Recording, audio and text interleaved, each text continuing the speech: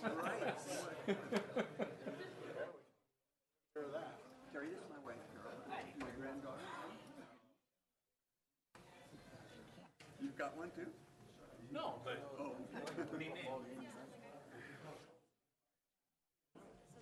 Nobody from South Dakota in this one.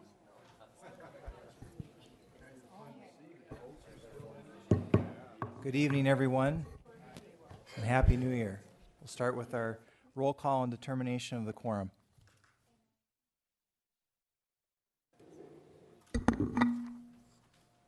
Estes. Peterson. Lewis. Doyle. Wright. Scott. Nordstrom. Roberts. Clayton. Lorente. We have quorum. We will now recognize Pastor Gary Johnson, recently retired from the Dove Christian Center, to give our invocation. You are welcome to participate, but not required.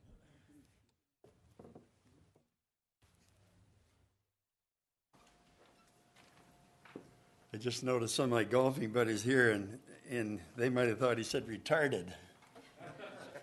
Well, I'm glad to be with you. There's a thing from the Psalms that said, unless the Lord builds the house, they labor in vain who build it. Unless the Lord guards the city, the watchmen stay awake in vain. And so I'm glad for you here that are giving of your time to look after us. I was driving here reminded of an incident I had not too long ago. Well, it was actually before the speed limit changed on the interstate, and I'm heading towards Wall and had my cruise set on 55 or whatever it was, and a lawman pulled me over. And he said, if you have guts enough to pass me, I got guts enough to give you a ticket. I said, hey, wait a minute. I said, I'm glad you're out here. The Bible said you're a minister for my good. And then he said, well, maybe you have oversized tires. And he let me go. But I'm thankful that you are ministers for my good, okay? And we're for you. So let's pray together. Well, Father, I thank you for those who serve us in the Rapid City community in the Black Hills. We thank you for the favor you've given to the Black Hills and how others look at us and wonder how that we can still be here. We thank you, Lord, for our economy remaining strong. We thank you for all these servants who are in the harness to do good to this community. And I ask that you give them wisdom. I ask you give them divine favor and guard them in all their ways, protect their families, and bless them in their deliberation tonight. In Jesus' name. Amen. And thank you.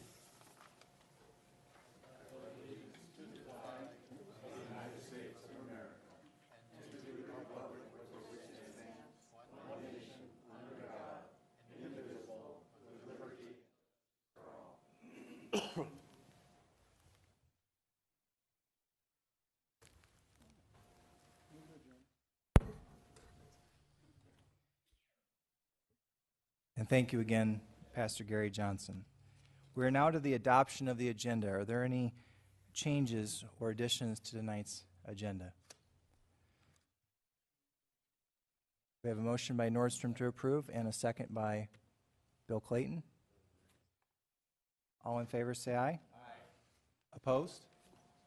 Motion carries. Item number 1, Citizen of the Month, that will be continued to the next meeting. We'll move on to item number 2. This is an employee award, and if Guy Krug-John could come down front along with Council President Jerry Wright and Richie Nordstrom, our Public Works Chair.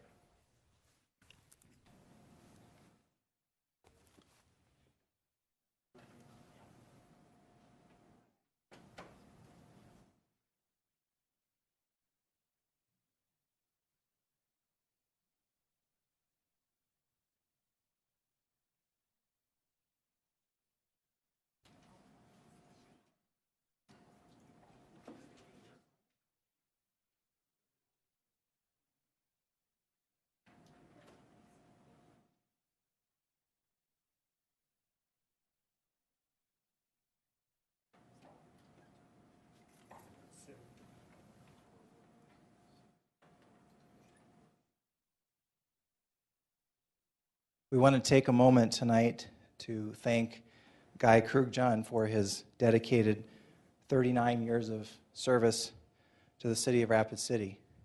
He started with the city on March 24, 1975, And to put this in context, I was a year and 15 days old when he started with the city. Sorry, I had to mention that. But we want to thank you for your many years of service. Wish you all the best in your retirement. And Carl would like to say a few words. Thank you, Mayor. I've only had the privilege of knowing Guy for only 10% of his time with the city. I've only been here 3.5 years. Seems like a long time with me. But Guy started in the solid waste division, was on the back of a garbage truck, pitching garbage back then, got a chance to move up to driver. After 7 years, transferred over to the street department, spent many years there, anything from street sweeping to ditches to everything else. Came back to work in the solid waste division as the supervisor of the collections. So I don't know anybody in the city who knows the roads and the people better than Guy does. I'm working right now with IT department. We're seeing if we can tap into this mind here to at least maybe take a small percentage out of there. But no, everybody, on behalf of everybody in the solid waste division, and I'm sure all of the other departments, Guy, we wish you the best of luck in your retirement after 39 years. So congratulations. Just real briefly, I will let people know, in case you didn't know, the reason that the storm cleanup after the October snowstorm went as smoothly as it did at the drop-off sites, it's because of Guy.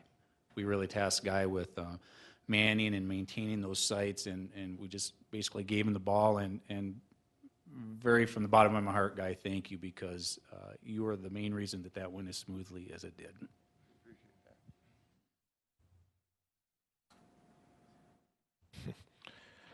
I was 28 years old when you started, Guy. But I wasn't with the city then. And I ran street department 5 years and the solid waste for 18. And Guy and I have been friends probably from the first day I stepped in the door. And I know he was a sweeper operator, if I remember right, moved his up into a supervisor in the maintenance area and all that kind of stuff. But anyway, stole him from the street department when Larry Grass retired. Outstanding person. I can tell you from being in the old Army where you're an officer or if you're a supervisor, superintendent in the city, you rely very heavily on your sergeants. And in the Army doesn't run without sergeants. And I'll tell you, in the city, the departments don't run without the first line supervisors. And I'll tell you, Guy is one of the most outstanding individuals that I ever worked with. He's reliable, he's got high ethics, his integrity is second to none. And he's just an all-out good guy, and I understand he's a good guitar player, too. But I want to give you a lot of accolades, Guy, because not only were you here a long time, but you did a lot of good. And it's kind of like my dad used to say, he says, why do you ask for my advice? You never take it. I know my supervisors used to say, why do you ask me for advice? You never take it. I don't think that was always true. What they said was invaluable, and Guy's advice and assistance was invaluable to the city being a safe and good place to be. So, sir, I recommend you take it easy. I suggest you run for council.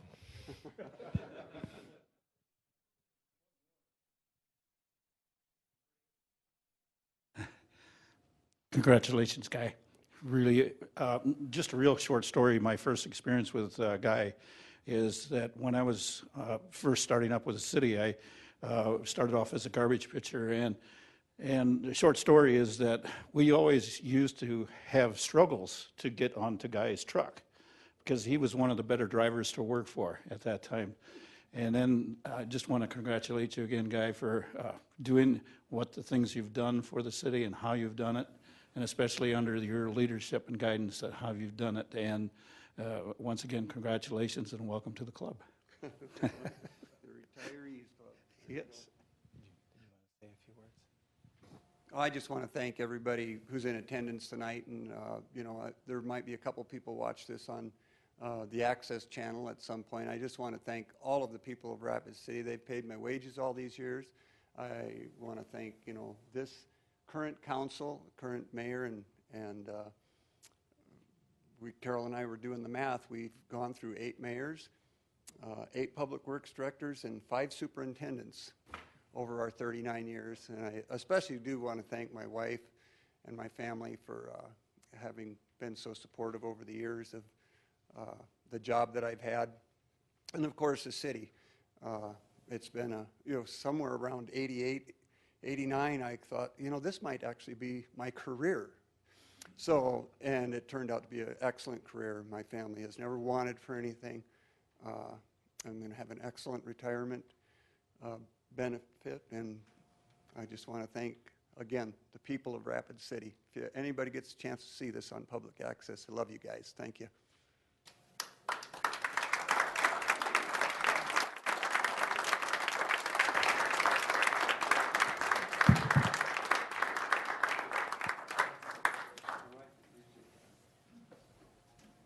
I want to add that any gift certificates to Armadillos or Dairy Queen would be appreciated by Guy Krugcha.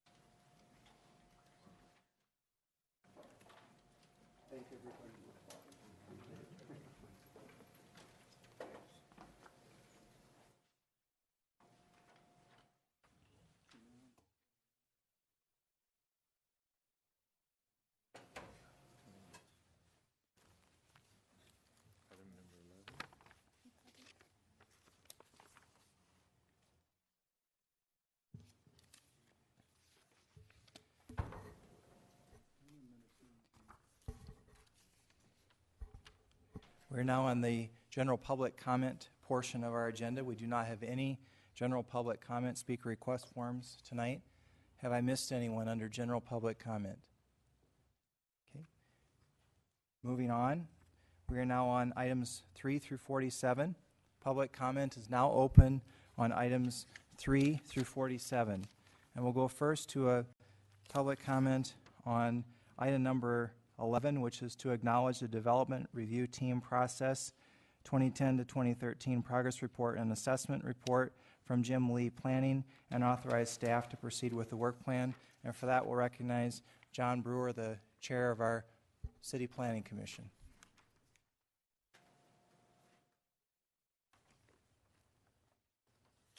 Good evening. Thank you, Mr. Mayor, Council.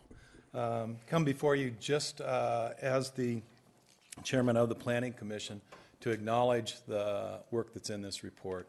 I think that some of the recommendations in this are going to be great recommendations for the people that bring development plans forward to the city.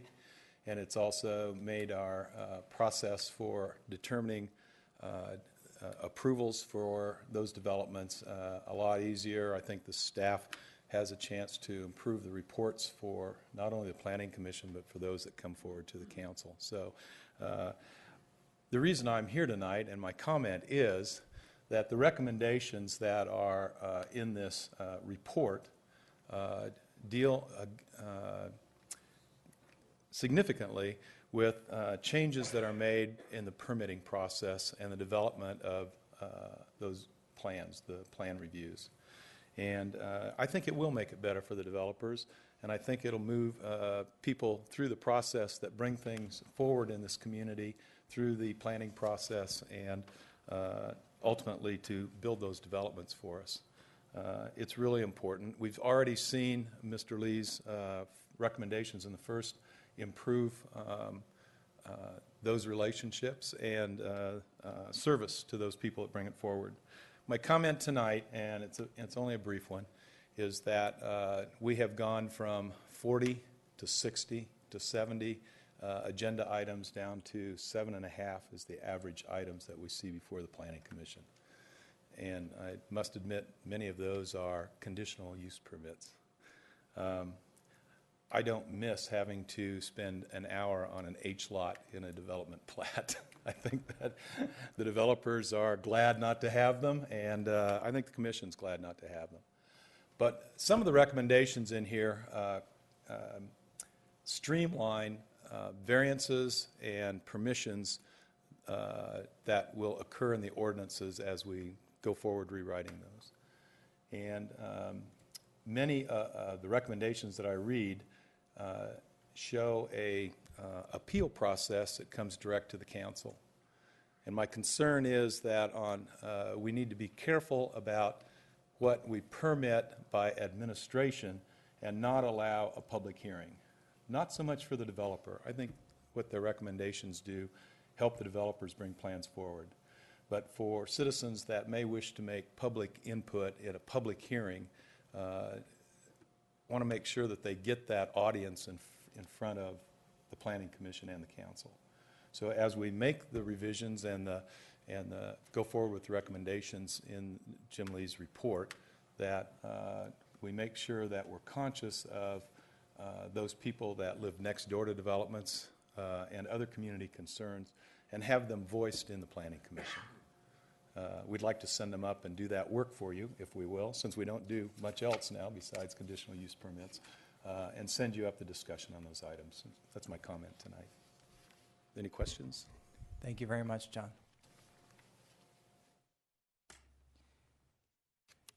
We now have a speaker request form on item number 25, and this is to authorize the mayor and finance officer to sign an amendment to golf course food and beverage concession agreement. And for that, we'll recognize Dennis Dressen. This is on item number 25. Thank you. Good evening. Yes, I just want to bring up a couple points on item number 25. To me, it seems like it's a pretty sweet deal that's being offered to the leasee. And I can't see where the city makes $0. I can't see where anybody makes $0. And I'm wondering if maybe it shouldn't be put up for bids. I think it's been proven that the city tried to run the Meadowbrook restaurant, and that failed. It lost money.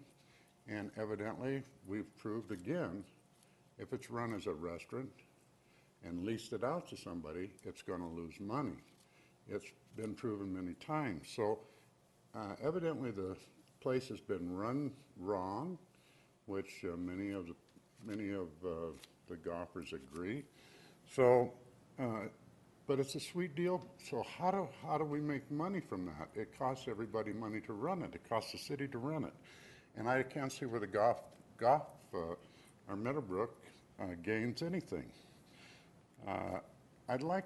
One other thing I'd like to see, if possible, is that the meeting, before anybody votes on that the meeting on that agenda be postponed till somebody, Mr. Bigler or whoever, would come out to the Golfers Association, because I don't think they've ever been approached about this, and explain to the Golfers Association how they benefit this being run this way, where there's $0 coming in, and how it's a benefit to the golfers. And I think the place has been run a little wrong. I think it should be run as a concession stand mainly. And I don't understand why the city can't run it if it's just run as a concession stand and it's not in any competition with any small business or private business owners. I think that would be one solution. I don't know the answer because nobody's making any money. I guess that's about it, but unless the city has got some proposal that they're going to have more than 34,000 golfers or 34,000 starts at the golf course, there's going to be $0 come in, because in the last 3 or 4 years, there's only been 1 year that they've had more than 34,000 golfers. So it's a pretty sweet deal, and I think it maybe should be brought up for bid. Thank you. Thank you, Dennis. We're now on item number 28. And item number 28 is the item on the letter from President's Plaza, and we'll recognize Ed Carpenter, attorney for President's Plaza. This is on item 28.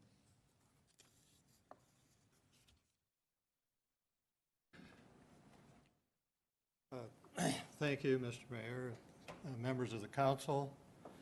I'm already off to less than an auspicious start, because when I hung up my overcoat in the hallway, I noticed that my suit jacket must be hanging over the chair back at my house. So on a serious note, since I authored the letter of December 18th to the city attorney that's caused so much to do, I guess it's up to me to attempt to set the record straight. The letter is 1 paragraph long, it's easy to read, and it speaks for itself. The letter has nothing to do with transparency. As has been suggested, the city is protected by the terms of its contracts with President's Plaza, and this council has a committee for the purpose of meeting with and keeping track of the project. The letter does not say anything about a lawsuit. The letter is not addressed to the city council. The letter is not addressed to any city employee aside from Mayor Quaker. What is the letter about?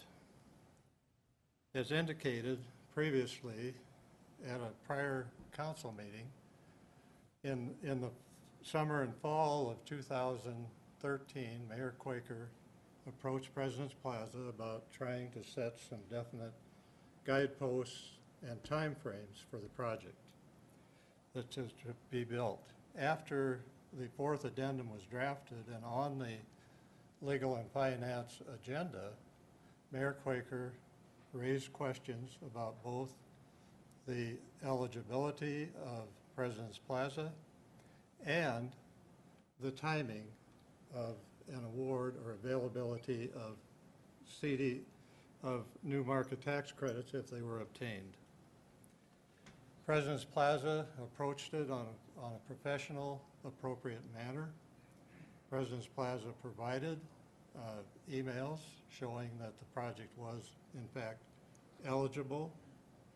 It also brought, at its expense from Denver, to the December 16th council meeting, an expert in new market tax credits who confirmed both the eligibility and the timing on which funds would be available if, in fact, they were obtained. End of story. The council votes. The 4th addendum is approved.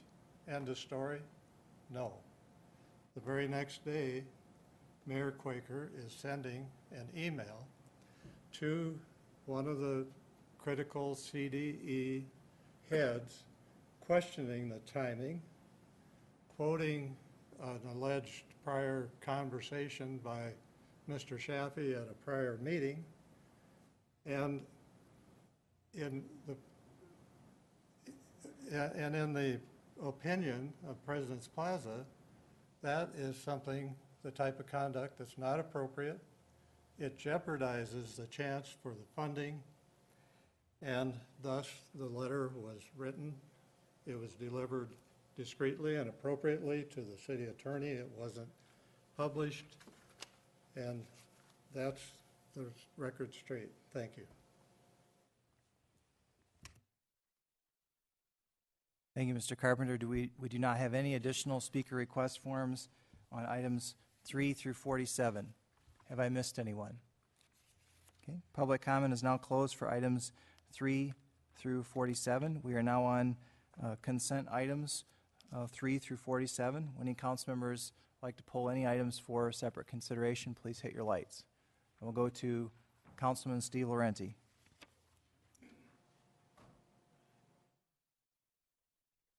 Thank you, Mr. Mayor. Item 28, please. Okay, item 28, Richie Nordstrom. Okay. We'll go to Jerry Wright. 25. Okay, so far 25 and 28 have been pulled. Any additional items? Do we have a motion to approve? Okay. We'll interpret that as a motion to approve items 3 through 47 with the exception of items 25 and 28. Motion by Estes, second by John Roberts. All in favor say aye. Aye. Opposed, motion carries. We are now on item number 25, and if our Public Works Chairman, Richie Nordstrom, could read this into the record for us. Richie. Thank you, Mayor.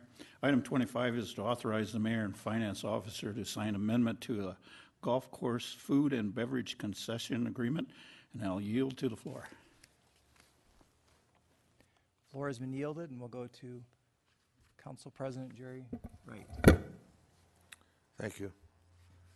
Joel, did you want to speak before I do? Yes, thank you. Go ahead. I just wanted to make sure that if you do approve the amended agreement, that you approve the revised agreement that should be linked. There were some questions and some confusion over utility language, and that's been cleaned up. I believe Carla Cushman from my office attached a memo, but when you approve it, if we make clear that we're approving the latest revision, I would appreciate it. Thank you. Go ahead. Okay, thank you. I want to set the, in my opinion, this issue as clear as I can, as I see it.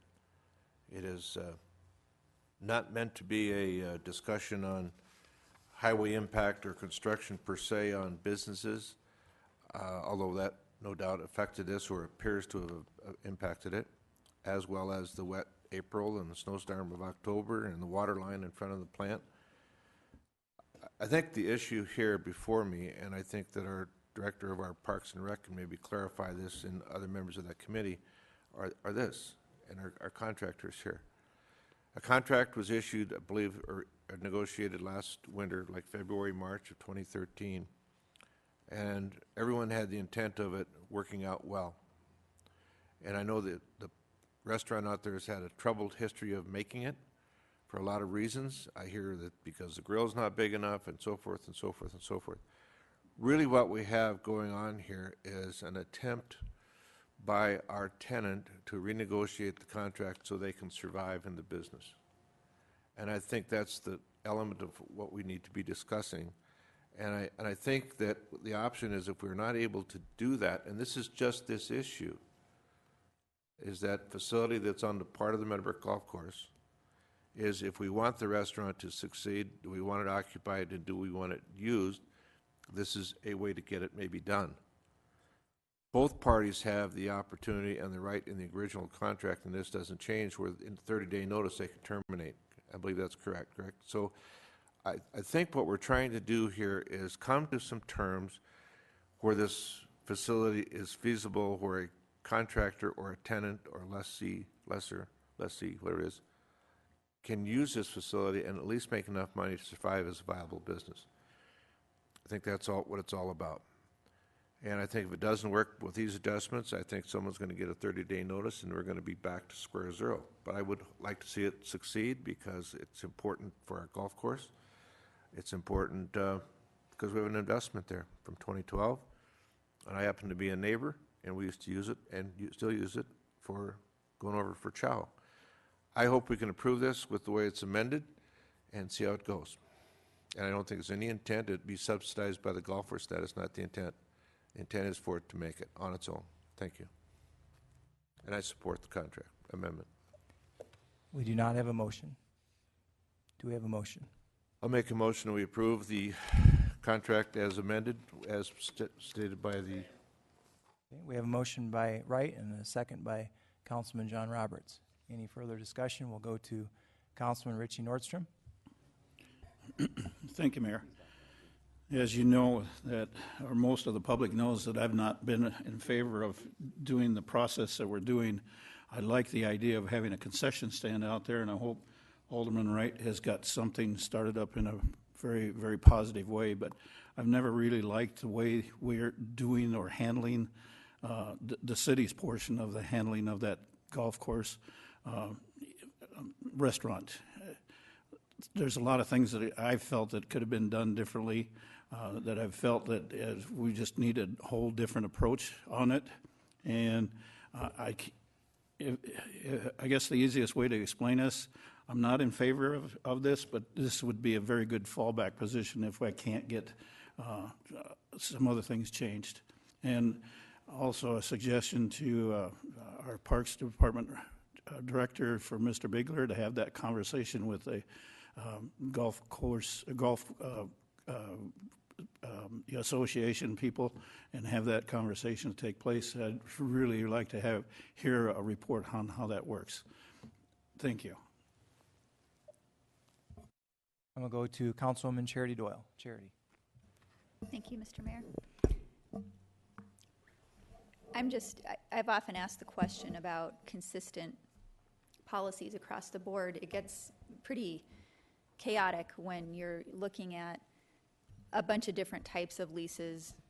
There's not a one-size-fits-all strategy. Sometimes that works, sometimes it doesn't. We kind of do when it comes to renting city buildings, and that's $1 a year. People can lease the buildings for $1 a year, or the softball fields, or the soccer fields, or whatever, as long as they're maintaining. And my understanding is that that wasn't considered for this original contract, nor was it considered for the renegotiation, but perhaps that is something that should be considered. It's a service that is being provided to the golfers. I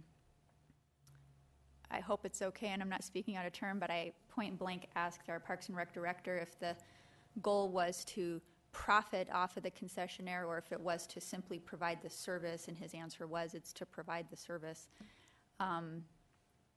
So as a municipality, I guess that's a good question we need to ask ourselves. What is it that we want this concessionaire to do?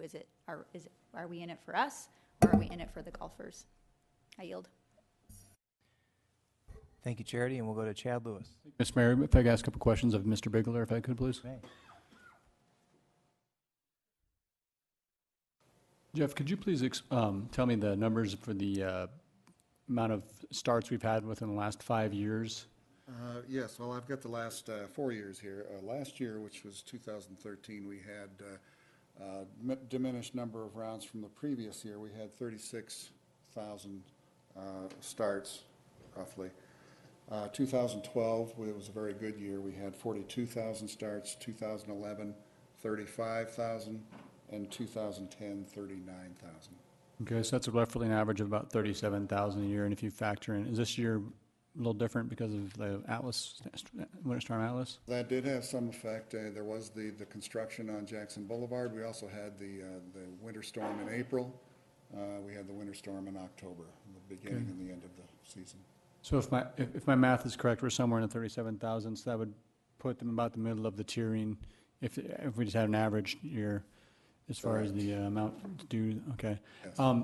How would this affect rates at the golf course if it was, does this affect the rates at the golf course? Will not affect the rates at the golf course. Council approved a rate increase for fees for recreation, ice, swim center, and golf earlier this fall. Those were very modest increases, but they were not to make up for any additional costs the city would have under this amendment. Those were just general fee increases that we bring to you every couple of years, just to. And just out of curiosity, last time we put this out for RFP, how many responses did we get? Well, we had 2 responses. Both were from the Canyon Lake Chop House from the Derbies. They were just structured a little differently, but they were the only vendor that returned a proposal. Okay, thank you very much. I'll go to Brad Estes.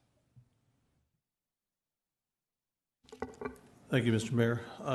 Boy, this seems like this restaurant gets tossed around quite a bit. I guess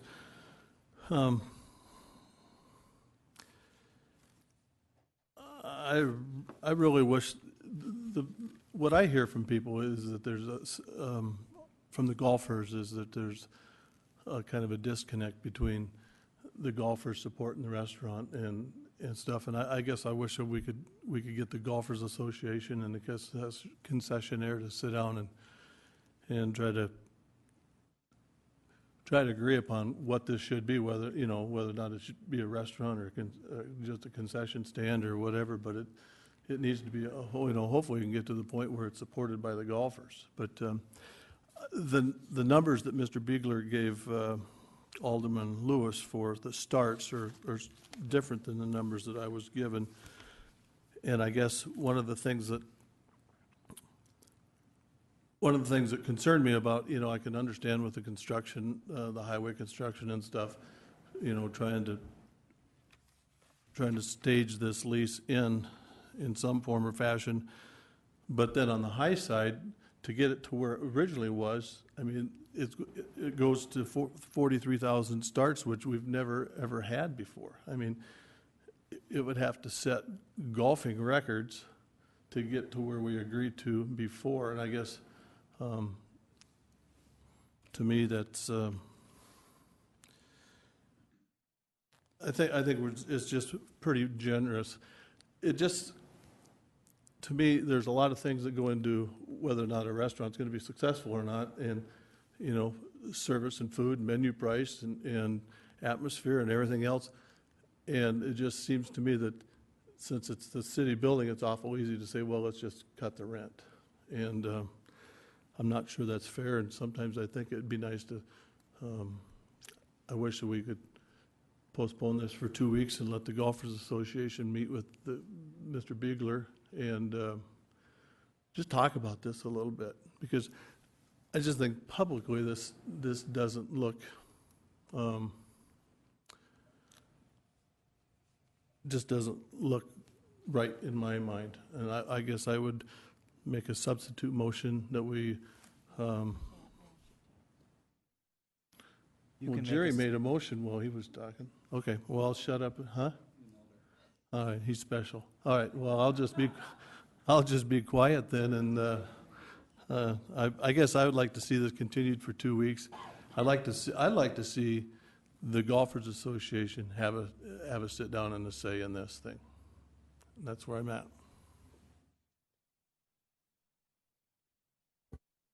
Thank you. And now we'll go to Councilwoman Bonnie Peterson. I'd make a motion to continue for 2 weeks, and if I get a second, I will. We have a motion by Peterson and a second by Nordstrom to continue this to the next city council meeting. Would you like it to make a stop off at Public Works or Legal and Finance, or come directly to the council meeting? Come on, Mom. Where did it come through before? L&F, didn't it? No. Public Works. Hence the PW. No wonder we don't have the answers we need tonight. Okay. Public Works will be fine. Thanks. My concerns about this is it's not very often that you can go set up business without paying anything. So they have zero to begin with and zero utilities. To me, that's not acceptable. At least, as Ms. Doyle pointed out, some people at least pay $1. And I think it should be more than $1. I can see where they would need a break on the rent. It seems like right now they pay $12,000. So at the peak, it would be $7,000. And as Mr. Estes said, we wouldn't have that, so probably $5,500. So it's basically cutting their rent in half, and a lot of savings on the utility. So anyway, I have concerns about that. I mean, I think we need to work with them, but I just think that, as Mr. Estes said, that we should make sure the golfers have been included in this, and also come up with something that says that they're going to pay something, because most of us can't just walk into a place and set up our shingle without paying something. So, thank you. We'll go to Steve Laurenti. Thank you, Mr. Mayor. And I too support the delay. I was involved in one of the aldermen involved in shaping some of the agreements that we're talking about tonight, and there were a couple others, I believe, on the council as well. But and I support that because one, I want to make sure that it stays in private hands. There is absolutely no reason that it should go back to the city running it, because we know what kind of effect that had, and the taxpayers were funding that at a large cost. So we know that's not the route to go. This is the path. It's been, a year? We've had 1 year on this new agreement, and so I think we need to make sure that and I want the public to understand this is for years 2014 and 15. The agreement goes back to the original in 16 and 17. So we're looking at a temporary situation here, and I'm not going to say that, because of the road construction that we need to do this, but obviously it has an effect. Everybody who owns a business in this town knows that when their street's being worked on and their business is on that street, it affects your business. And so we need to make sure that this stays in private hands. And if I believe this to be the path to make sure that it stays that way, and it gives the private entity the opportunity to engage their customers, and I hope this happens with Public Works and the Golf Association, so I wanted to reiterate that as well, that conversation happens with the Golf Association, and hopefully Mr. Derby can be at that same meeting. I'd love to see that happen, so that the Golf Association can get some very good feedback from their direct customers, be it critical or praising, either way. I mean, to get that kind of feedback in a private business, that's valuable. That's valuable voice of customer, if you will. So I hope that happens, and this next year is much better for this private entity, and that the following years will keep that private entity there, so that the city doesn't entertain taking the restaurant back, or concession, whatever you want to call it. So I do support delaying it so that we can lay the groundwork properly. Thank you, Mr. Mayor.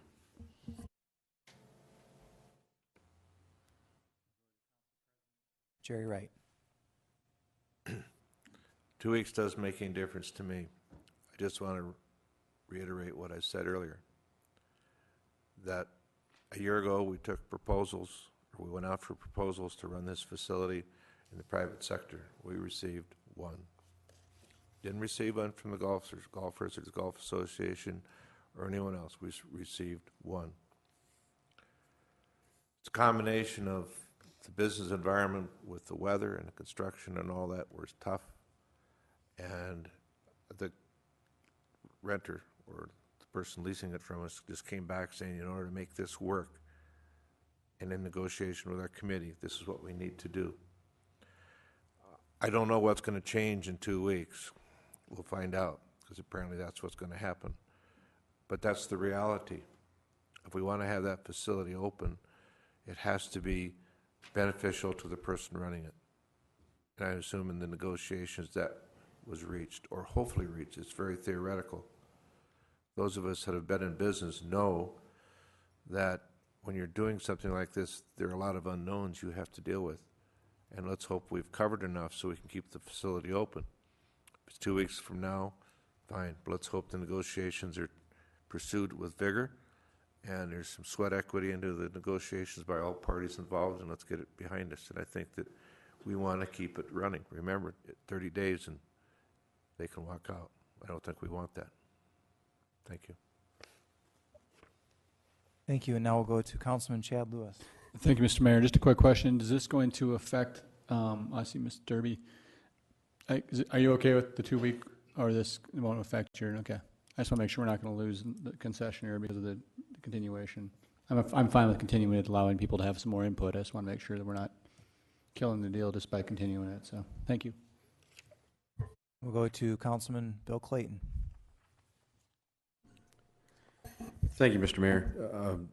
I'm vacillating between making a friendly amendment. Let me just ask a question. What we've talked about here is a delay of 2 weeks. I'm in support of that. But we've also asked for meetings between the Derbies, Mr. Bigler, the Golf Association, to bring it back to Public Works, which is next week, and then back to City Council the week after. And I'm just wondering if we're not compressing that timeline too much, and maybe we should delay it a month into the first meeting of February for the council to give time for these meetings to take place, and then have it come back through Public Works so that it's truly vetted and not rushed. We'll go to our Parks and Recreation Director, Jeff Biegler.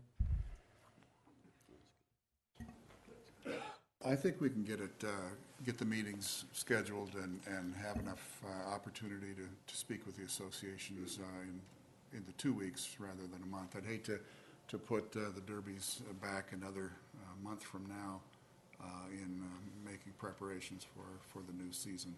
So I think we can set some meetings up here right quickly. We'll go to Richie Nordstrom. Thank you, Mayor. Despite what the great respect I have for my co-council member, Alderwoman Peterson, we do get things done at the Public Works Committee meeting. And so some of these questions were not asked at that meeting, so I appreciate the comments that the council is making tonight. And I also want to make sure that I'm clear with the Chop House folks, is that I like your business. I really like the way you run your operation. I've been on both sides of the kitchen door at your business. And everything that you do at the Chop House is first rate, first class. It's just my issue is how the city has dealt with this. And the other concern that I have is that the issue that's kind of starting to irk on me is, if you will, is that we are starting to give the concessionaire or the leasee a break when none of the other businesses along Jackson Boulevard got a break on their finances. So it's just something else that is just during the whole process just doesn't work for me. Thank you. Jerry Wright. I just want to clarify the record that we do not have a lease with any other business on Jackson Boulevard that I'm aware of, correct? Taxes? No lease, I'm sorry, I didn't say taxes, I said lease. Any further discussion? The motion is to continue to the next Public Works meeting. We'll go to Councilman John Roberts. Thank you very much, Mr. Mayor. This has been a very interesting discussion, but I think one thing that we keep forgetting about is 2 years ago we were losing $80,000 a year. Now we're not losing any money. We may have to bite the bullet and maybe give a little bit back from the city, but we're still not losing money. So anyway, thank you very much. And we'll go to Councilman Brad Estes. Brad. Thank you, Mr. Mayor. I guess I just want to maybe clarify why I think they should sit down and talk, because the information that I'm getting from the golf, to me, if there seems to be a clear, for lack of a better word, a clear disconnect between the concessionaire and the golfers from the people that are talking to me. And I think now's the time to get the Golf Association behind this, and for them for the concessionaire and the Golf Association to be on the same page and know now. Because if that concession isn't supported by the golfers, it doesn't matter how much rent or what we give them. And I want to know now. I want to know now whether or not we think we can go forward with a viable deal, and not find out in 60 days that, well, the rent deal didn't do it and the golfers aren't going to support the concession. And that's that's really what I want to have happen here, because I think there needs to be some dialogue. I think the concessionaire needs some feedback from the golfers, and that's where I'm at. Thanks. Thank you, Brad. And we'll go to Councilwoman Charity Doyle. Thank you once again, Mayor. Question for Mrs. Derby, if I may.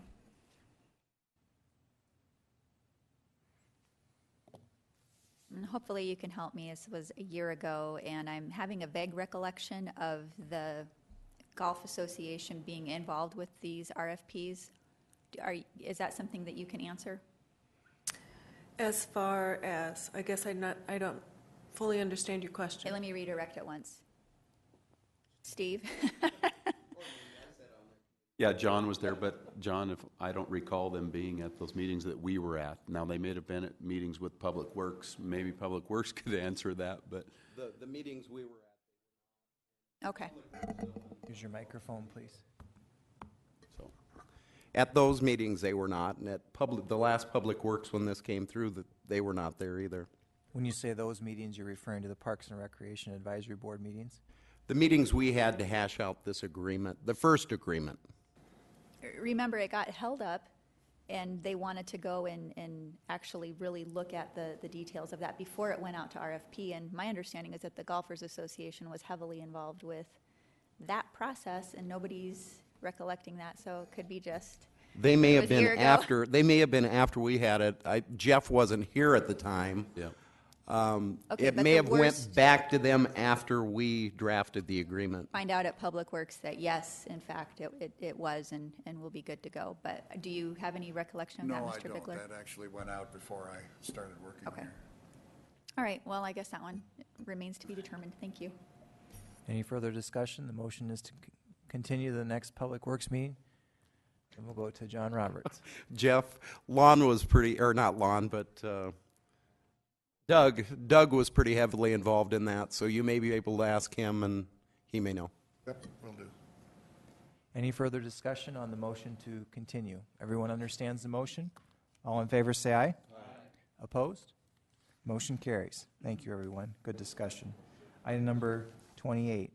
Chad, can you read this in the record for us? Yes, thank you, Mr. Mayor. Item number 28 is acknowledged demand from President's Plaza that the mayor cease and desist from contacting or asking questions of Dakotas America or any potential sources financing of the President's Plaza project. I move to acknowledge. We have a motion to acknowledge and a second by Peterson. Any discussion? Any discussion? Richie Nordstrom. Thank you, Mayor. As an article came out in a recent newspaper, it puts you and I at odds on how we are approaching this project. For the most part, I agree with you. Everything that you've done on this and everything that you, besides the President's Plaza, that you and I have our disagreements, but we very rarely disagree on something. But this one here, I just wanted to get across to the public that you and I just disagree on the procedure or the process that's being brought forward, or the attempt that we're doing on this. As far as the city having the opportunity to have those conversations with President's Plaza, we are holding our committee meetings, and that would be the more appropriate place to have those questions be brought up rather than through a contract employee that works for or is contracted to the Dakotas America. And that's the only point I just wanted to clarify, that for the most part, you and I agree about everything, but this one here is just that we're disagreeing upon the process, the procedure that we're doing it, to how we ask the questions and where the questions should be going to. And because after the article came out in the newspaper, I've gotten several phone calls saying that I'm putting a gag order on you, and that was definitely not my intent for that. I just wanted to make sure that everybody understood, and especially the voters out there understood, and the taxpayers understood, that we need to ask these questions, but we just need to ask them in a more appropriate manner. Thank you. Thank you. If there's no further council lights, I do have a few comments. Any other council members like to speak? Okay.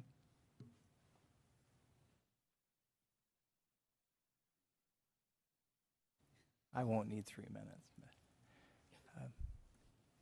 Just a couple of comments that I'd like to make. Thank you, Richie, for your comments. I've known you for a long time, and I'm not in the least bit offended by your comments and the disagreement that we have.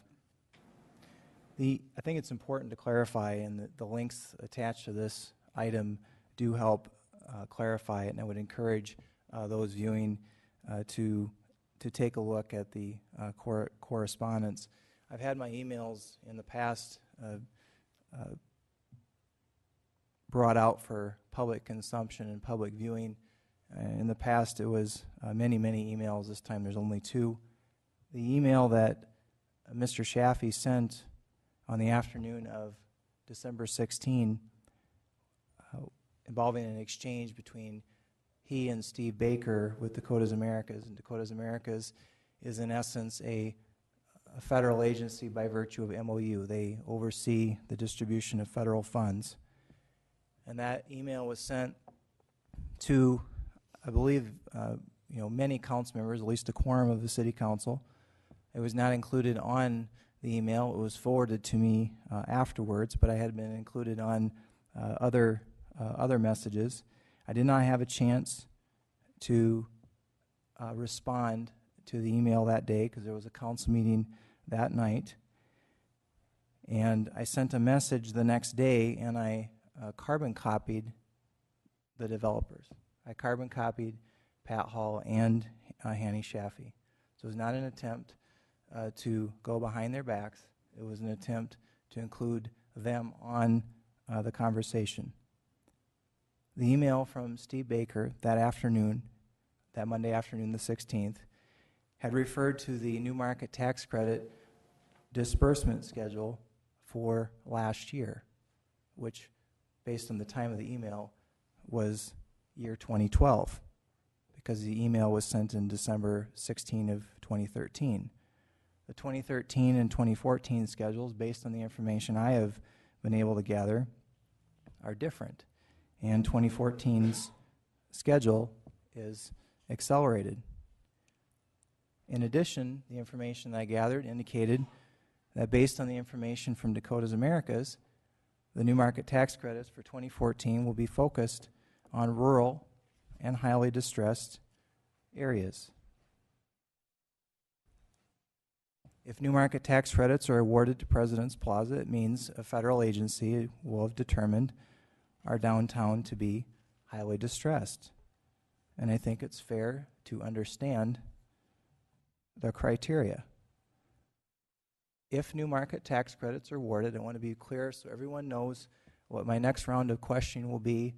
If New Market Tax Credits are awarded, I will be asking, I think, the very fair question. I'll be asking in a positive way, and I'll simply be asking, can someone, or I will be asking the federal agency, this community development entity, whichever one awards the New Market Tax Credits, because there are many around the country, I will be asking them to please explain what is highly distressed about downtown Rapid City. It is clear to me that President's Plaza developers are walking a bit of a tightrope in an effort to obtain federal New Market Tax Credits. They feel stung by the simple questions that I asked that shouldn't have been a threat to anyone. The bee is the natural enemy of the tightrope walker. But asking questions that get at the truth that cause a sting does not make me the enemy of this project. I'm very much in support of this project to the point that I would like to see it move forward sooner rather than later. I would also like to use this opportunity to thank two council members, our council president Jerry Wright and Councilwoman Charity Doyle, for going to U.S. Bank and asking some questions about the financing. U.S. Bank is a private entity. They had a right to ask the questions, and I would have a right to ask the questions of U.S. Bank as well, although I haven't. Let's keep in mind in closing that a community development entity is a federal agency responsible for overseeing taxpayer money. So I look forward to moving forward with this exciting project, and I want to thank everyone for the discussion. I will go to Chad Lewis. Thank you, Mr. Mayor. I just want to first of all say I think the mayor has every right to ask the questions if he wants to. I don't have a problem with that. Obviously, we need to be stewards of our money. But I think it needs to point out that 90% of all loans out there are federally insured. And there's a reason for that because, government we lend money, there need to be some sort of backing behind them. The governments need to stand behind what they're doing. So, anybody that's in business knows how fragile negotiations can be. You don't want to be it's hard enough, like I've said before many times, that it's very hard to get in business and get loans and financing in this environment, especially for a project of this magnitude. So I think if for something like new market tax credits, we're incredibly sensitive to political will of a community, I think the only contact we should be having at this point is saying, hey, how can we help you? How can we make sure this project goes through? How can we ensure that we're going to get these new market tax credits for this project and keep revitalizing our downtown like we have done with Main Street Square and other projects have gone on downtown. I mean, you look at those projects and it's totally changed the face of Rapid City, and I think this is one of those projects that's going to continue that synergy, a word I don't really care for, but it does apply here. I think it's very important that we do everything we can to support this moving forward. Whether or not this project goes, I don't know. That's completely between the developers and their financiers. I'm 100% behind it. I think we should be 100% behind any project that's brought forth and approved by the council, which was done unanimously, by the way. Last week, there was no other vote, no votes against it. Unanimous vote up here. We all supported, the benchmarks. I said before, the Powwow Grounds is another great example of something that's been come back and asked for more time, more concessions from us, and we've done that, and I'm going to continue to support them. If they come back and say they need more time, I'm probably going to support that too, because it's something we do as a city. We support projects. We try to make them go forward any way we can. Sure, you need to ask tough questions, but I think when you can't get in the middle of people's financing. I just think that's just way too important a thing to get into.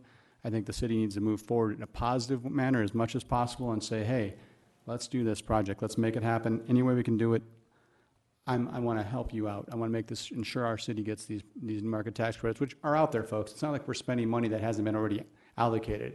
We're not asking for a new tax increase or anything like that. Money's already out there. It's been collected. It needs to be dispersed. And I think we should do everything we can to collect that money for our city and make our city better. And that's my opinion, of course. And I want to let everybody know that FSU is up 7-3. We'll go to Auburn, Councilman Jerry Wright. Jerry. Thank you, Mayor. As an example, yes, I did meet with U.S. Bank on very general terms. And, Mr. Carpenter, if you issue me a cease and desist order, I will honor it and cease and desist. That's it. And I think that's the point that is here, that there were some sensitive negotiations going on between the developer and their financing institution or institutions, and they felt that maybe the mayor was getting a little too close, and please don't do that because you could jeopardize the project. I think that's in essence what is being said. It isn't the question of whether you can ask questions. Maybe we went a little in the wrong place. And I think that's the important part to understand.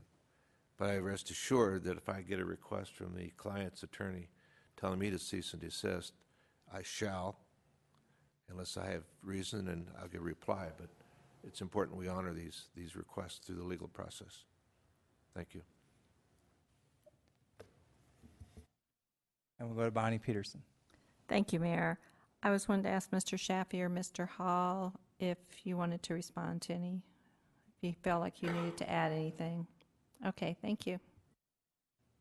Any further discussion on the motion to acknowledge? Any further discussion?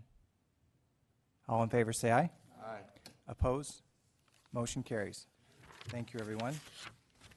We are now on items 48 and 49. Public comment is now open for items 48 and 49. I do not have any speaker request forms for items 48 and 49. Public comment is now closed. We are now on item number 48. We'll go to Councilman Chad Lewis. Just a correction, it's Auburn's up 14-3, and I only know that because they told me down on the dais. So I wasn't watching it. I don't have any way to read it here. Okay, number 48, first reading of ordinance 5976, an ordinance to establish a mobile ice cream vendor license in the city of Rapid City by adding chapter 5.50 of the Rapid City Municipal Code. And I move approval. We have a motion by Lewis and a second by Roberts. Any discussion? All in favor say aye. Aye. Opposed? Motion carries.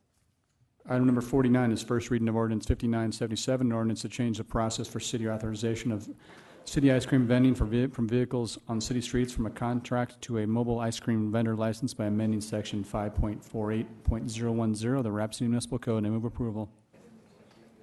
Motion by Lewis, second by Laurenti. Any discussion? Seeing none, all in favor say aye. Opposed? Motion carries. Unanimous? Unanimous. Okay. We're now on item number 50, Public comment is open. We do not have any speaker request forms. Public comment is now closed. And item number 50. Chad, if you could read this in the record for us. Thank you, Mr. Mayor. Second reading of ordinance 5974, an ordinance amending section 17.06 of chapter 17 of the Rapid City Municipal Code, rezoning the within the described property as requested by Fisk Land Surveying and Consulting for Black Hills Habitat for Humanity from public district medium density residential to public district, to medium district residential for block 76 of North Rapid. Addition number 2, in the property generally located at 925 Dilger Avenue. I move an approval in conjunction with the associated comprehensive plan amendment. Motion by Lewis, second by Roberts. And we'll go to Jerry Wright.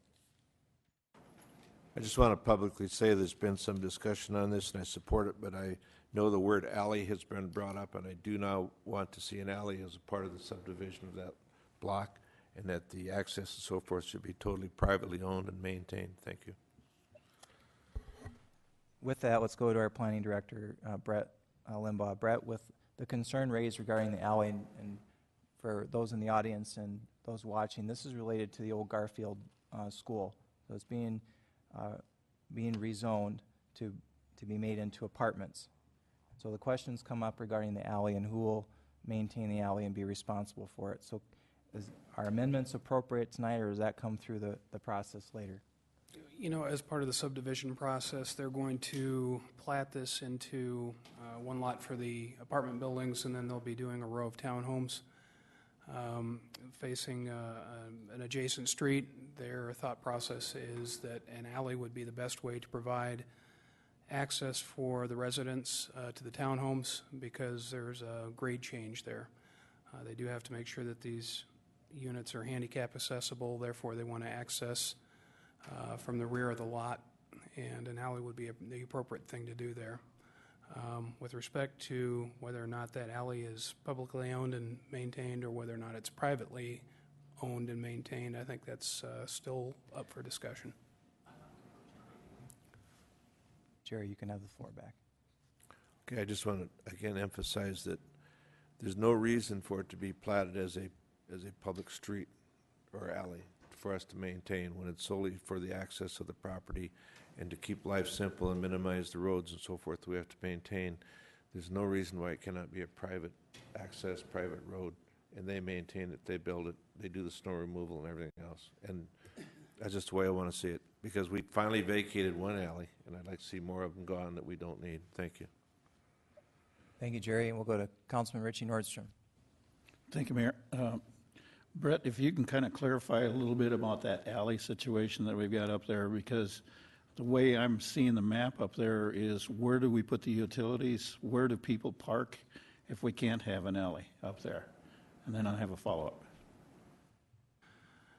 Well, with respect to the townhomes, as I mentioned, there is a grade change from the front of the lot to the back that's significant, so that the only other way you could provide off-street parking would be to front-load the units, and it's my understanding the developer does not want to do that, so that would be the only alternative.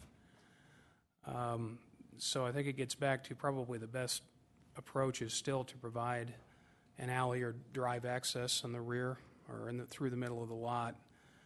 As I've said, I think the point that Councilman Wright is making is whether or not that alley needs to be public or whether it needs to be private. And I think those discussions are going on with Public Works right now and our planning staff.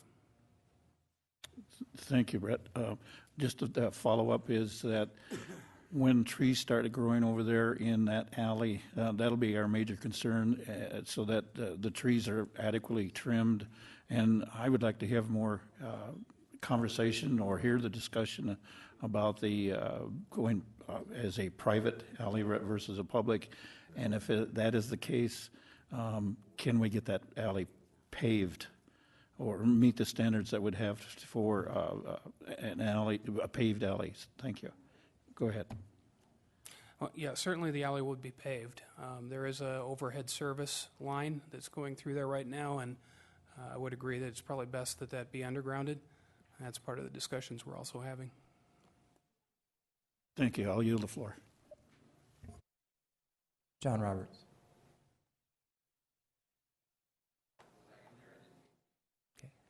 Jerry Wright. I'm not speaking against access from the backside. I'm all for that because of the train. That's not the issue at all. I just wanted the access to be totally private and maintained and constructed by the developer. Thank you. So in closing here, Brett, passing this second reading tonight does not jeopardize the discussion or lock the city into maintaining the alley. That discussion comes later, correct? Yeah, that's correct. What we're doing tonight is the Replat. second reading and the rezoning going from public to a residential zone district. That's it. Okay. Any further discussion on item number 50? All in favor, say aye. Aye. Opposed, motion carries. Item 51, bill list. Pauline. There are no changes to the bill list, so the total amount is $6,847,665.72. Motion by Laurenti, second by Nordstrom. Any discussion? Seeing none, all in favor say aye. Aye. Opposed, motion carries. We have a motion to adjourn. Motion by Nordstrom, second by Peterson. All in favor say aye. Aye. Opposed, motion carries. We're adjourned. Thank you, everyone. Happy New Year.